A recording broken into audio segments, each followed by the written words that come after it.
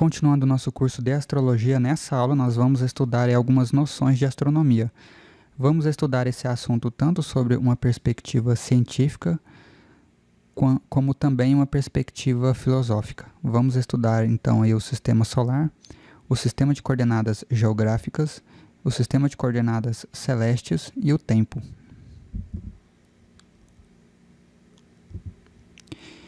Então, nosso sistema solar, nós temos dois modelos, né? O sistema geocêntrico e o sistema heliocêntrico. O geocêntrico é esse aqui do lado esquerdo, que tem a Terra como centro do universo. Já no sistema heliocêntrico, nós temos o Sol como sendo o centro do universo. Mas agora eu vou fazer a grande pergunta que todo estudante de astrologia tem e que ninguém consegue responder. Por que a astrologia usa o sistema geocêntrico ao invés do sistema heliocêntrico? Então, ao longo da história, né, o primeiro sistema que surgiu foi o geocêntrico, em que acreditava-se, né, que a Terra era o centro do universo. Depois, essa teoria foi superada pela teoria do heliocêntrico, mostrando que, na verdade, é o Sol que é o centro do universo. Mas a resposta para essa pergunta, a princípio, ela é muito simples. É porque a astrologia foca no microcosmos. Então, para a gente entender esse assunto, agora eu vou entrar num campo mais filosófico, tá? Muitas pessoas não vão gostar do que eu vou falar daqui para frente, mas é o que está nos livros e registros antigos. Então, essa aqui é uma imagem da Terra. Vou ligar aqui o meu laser. Então, essa aqui é uma imagem da Terra, né? Uma pintura do do período renascentista, esqueci agora qual a data dessa pintura, mas perceba que nela que nós temos a Terra, né, e a Terra está em volta de um círculo, né, meio que aprisionada, mas perceba um detalhe muito importante nessa imagem. O Sol, ele é muito menor do que a Terra. E agora eu vou fazer uma pergunta para vocês. Então, o sistema heliocêntrico, ele seria uma farsa? E a resposta é que não, os dois sistemas coexistem simultaneamente, tanto o geocêntrico quanto o heliocêntrico. Vou explicar esse assunto agora mais detalhadamente para vocês.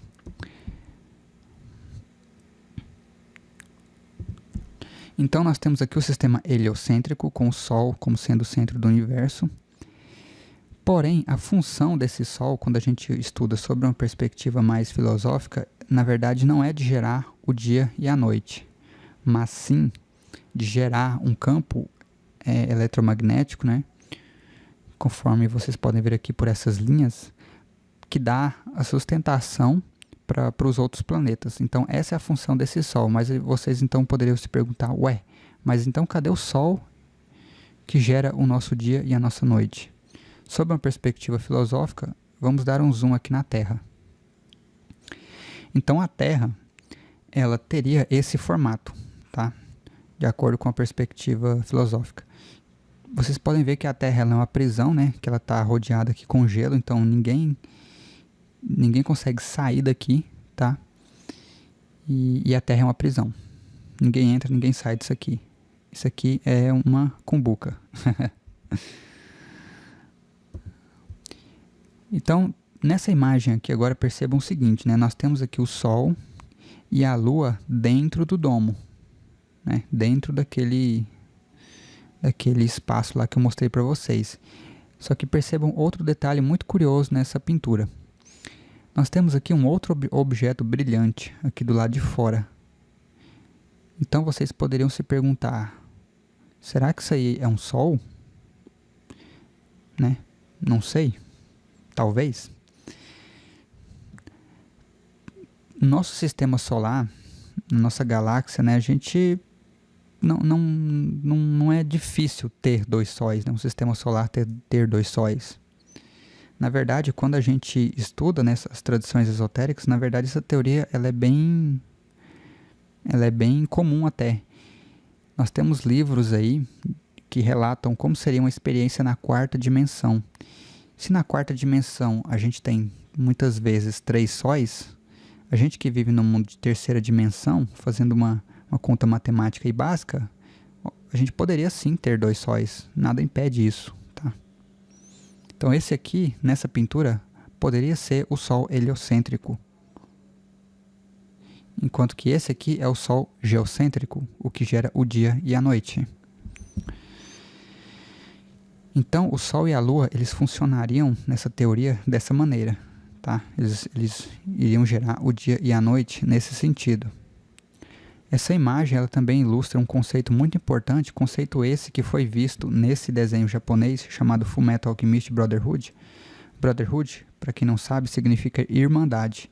Irmandade no sentido de ser uma sociedade esotérica, né? No sentido essa irmandade no sentido de lembrar mesmo as sociedades esotéricas, né? Os maçons, para quem não sabe, eles se chamam, se reconhecem como irmãos, né? Então vamos lá, nesse anime é dito que o Sol protege os segredos da Terra durante o dia, enquanto a Lua protege os segredos da Terra durante a noite. Mostrando exatamente esse princípio que a gente viu aqui, ó, que a gente vive numa Terra que tem esse formato, né? E que aqui dentro dela tem um Sol e uma Lua que giram, né? Que geram o dia e a noite, né? Mantendo assim os segredos da Terra, né? Muito interessante mesmo esse conceito. Mas vocês poderiam olhar para isso e pensar, cara, eu ainda não estou me convencido de que isso seja verdade. Então, por conta disso, eu trouxe aqui mais algumas provas.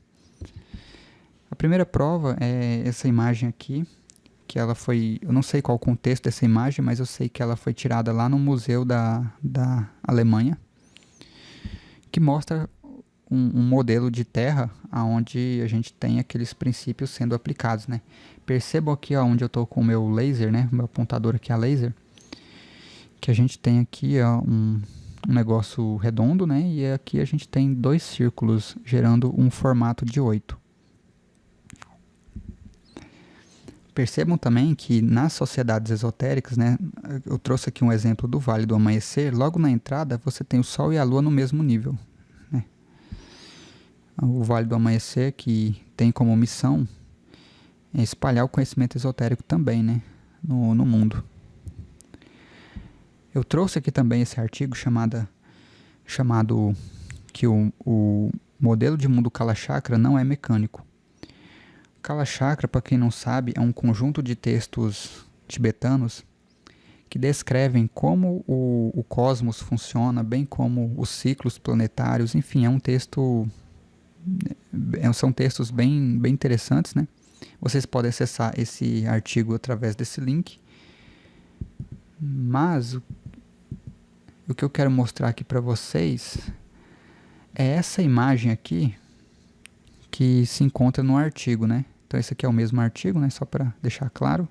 E aqui tem uma imagem de como o mundo, de acordo com esse modelo, funciona. De acordo com os textos tibetanos. E esse aqui seria o movimento da Lua e do Sol, que os pesquisadores chegaram à conclusão, né? Então perceba que forma também um 8, conforme a gente já viu na imagem anterior. Então essa imagem aqui, ela é uma imagem de um vídeo esse que eu vou mostrar aqui para vocês agora. Então percebam que esse vídeo ele mostra o movimento aparente do Sol e da Lua, como o Sol e a Lua deveriam se comportar de acordo com os textos tibetanos. E percebam que esse movimento é o mesmo movimento que eu já mostrei para vocês em imagens anteriores, né? Então tá aí. Nós temos aí diferentes textos, de diferentes épocas, mostrando a mesma coisa, né? Como que o universo ele funciona. E é engraçado que todos eles chegaram à mesma conclusão, né? Se eles estão certos ou errados, aí eu deixo a cada um de vocês decidirem. Portanto, o nosso sistema solar ele pode ser observado sobre duas perspectivas, né? Sobre uma perspectiva micro, onde para isso a gente utiliza o sistema de coordenadas geográficas, ou sobre uma perspectiva macro. Aí a gente utiliza o sistema de coordenadas celestiais. Então, rapidamente aqui, o sistema de coordenadas geográficas é isso, né? Seria a gente considerar a Terra como um sistema geocêntrico, né? A gente tem aqui, essa aqui seria a imagem, né? Como a gente estuda o sistema de coordenadas geográficas. E aqui o sistema de coordenadas celestes, né? Onde a gente tem a Terra aqui. E de fora da Terra, a gente tem esse equador celeste, né? E a gente tem aqui o movimento do Sol. Então, isso aqui, de acordo com os cientistas, né? O Sol ele faz esse movimento aqui, ó, percorrendo a eclíptica.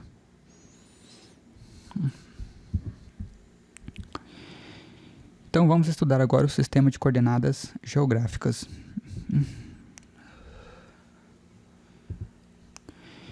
Antes da gente estudar esse sistema, é importante que vocês tenham aí uma noção de direção, né? Então eu trouxe aqui a rosa dos ventos com o significado aqui dessas siglas, né? Trouxe aqui também o mapa mundi, né? Separado por hemisférios. Então a gente tem aqui a linha do Equador que corta todo o mapa e a gente tem aqui o primeiro meridiano. Da linha do Equador para cima a gente tem a latitude. Do primeiro meridiano para o lado é a longitude. Então eu trouxe aqui esse exercício, né, para a gente definir qual é o ponto aqui que está essa estrela que está marcada no mapa. Então a gente tem aqui a 20, a gente tem aqui a escala aqui de 20 no sul e 40 a oeste, que seria essas coordenadas aqui, 20 ao sul, né, e aqui o 40 ao oeste, representado aqui por esses valores. Então vamos estudar agora o sistema de coordenadas celestiais.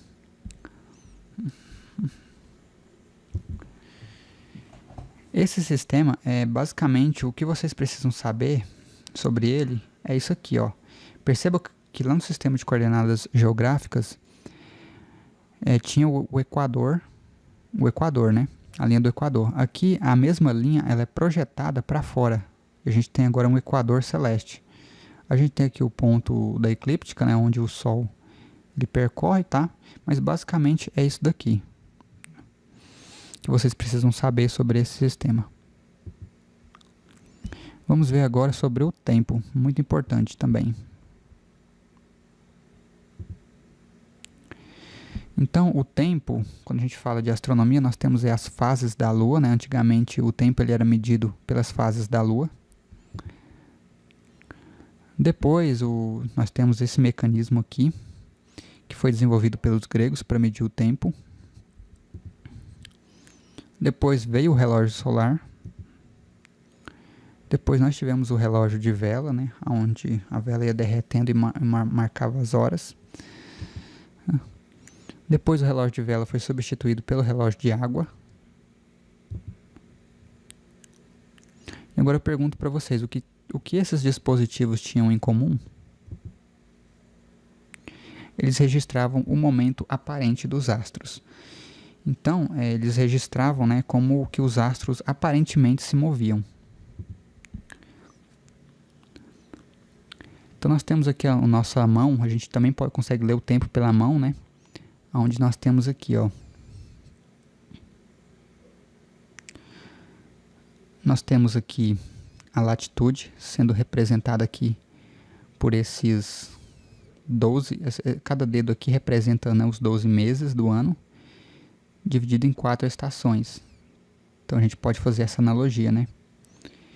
Agora, quando a gente considera o nosso polegar, né, a gente coloca aqui o 13, o 14, o 15, né? Nós temos aqui o 360, divide por 15, a gente tem 24, que é aproximadamente 24 horas, né, que a gente tem no nosso dia. Se a gente pegar 12, esse vezes 5, a gente tem aí os 60. Então, que corresponde aí à longitude, né? Então, o nosso tempo ele foi dividido de acordo com alguns princípios, né? Que os antigos viram em nossa própria anatomia.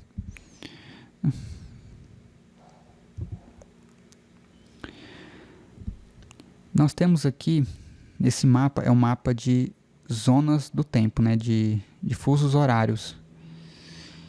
Então a gente foi dividido, né,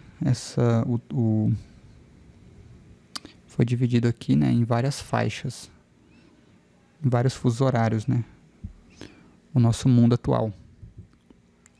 Mas por que disso? Porque os raios do Sol, né, eles batem aqui na Terra em alguns pontos mais primeiro do que outros, né? Então a gente bate primeiro aqui do que ao invés daqui.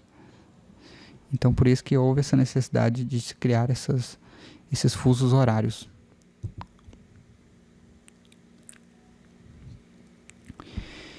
Então a diferença, né, do fuso horário é o seguinte. Então a cada 1 grau de longitude, a gente tem 4 minutos. Portanto, a 15 graus de longitude, a gente tem uma diferença aí já de 60 minutos. É o que a gente viu aqui, ó.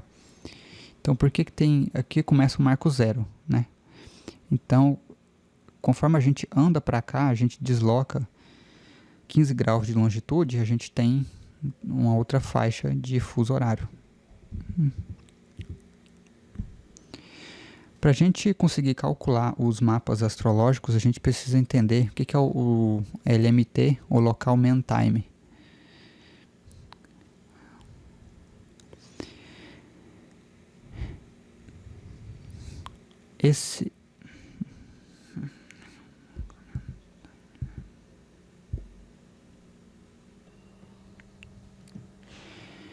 Então, para que vocês entendam o local mean time, né, que é o tempo médio local, eu preciso contar uma história para vocês.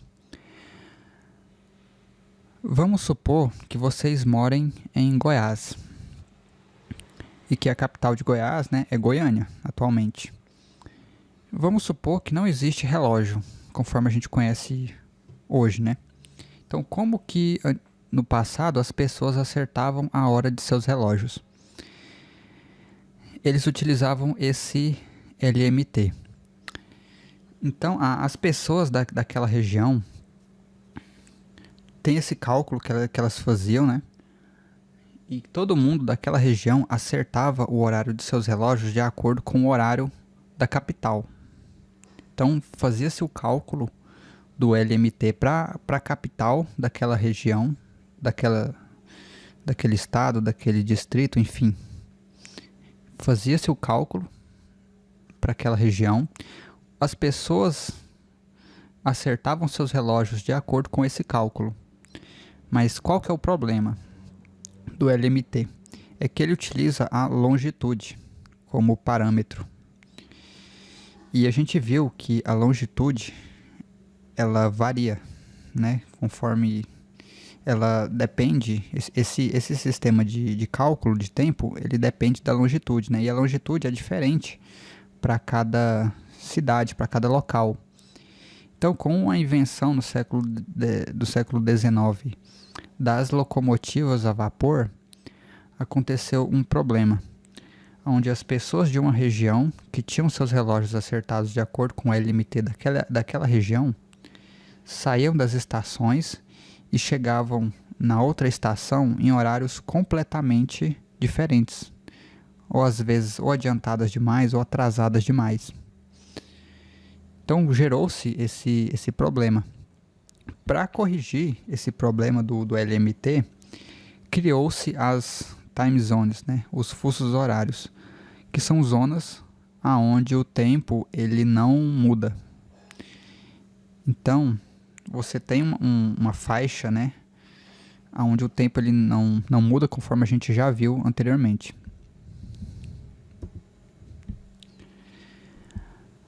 Aí, para corrigir, né, aquele problema do LMT, a gente viu que foram estabelecidas zonas, time zones, né, zonas de fuso horário. Porém,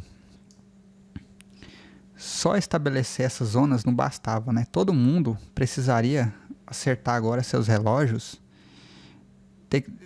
de acordo com um ponto único. E ficou definido que o Greenwich no Reino Unido seria esse ponto único. Então hoje todos os relógios são acertados de acordo com o horário de Greenwich, que é o GMT, ou UTC, também conhecido, né? Então, todos os relógios hoje, né, são acertados de acordo com o UTC ou GMT e faz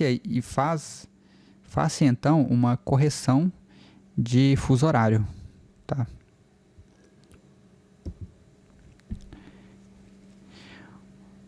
Um outro método de cálculo de tempo que eu preciso que vocês entendam é o GMST, que é o Greenwich Mean Sideral Time, que é a hora média sideral de Greenwich, tá?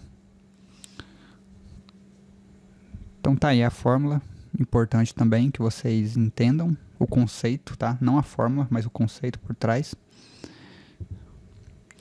E nós também temos aí o Local Sideral Time, né, que é o LST, que na verdade nada mais é do que o tempo, o GMST, que a gente viu anteriormente, só que corrigido de acordo com a latitude, né, de acordo com a longitude em que a pessoa reside. Então, ter esses métodos de cálculo de tempo em mente é fundamental para a gente conseguir calcular um mapa astrológico manualmente, tá? Porque é isso que nós vamos fazer na próxima aula. Portanto, essa foi a aula de hoje, espero que tenham gostado e nos vemos nos próximos vídeos.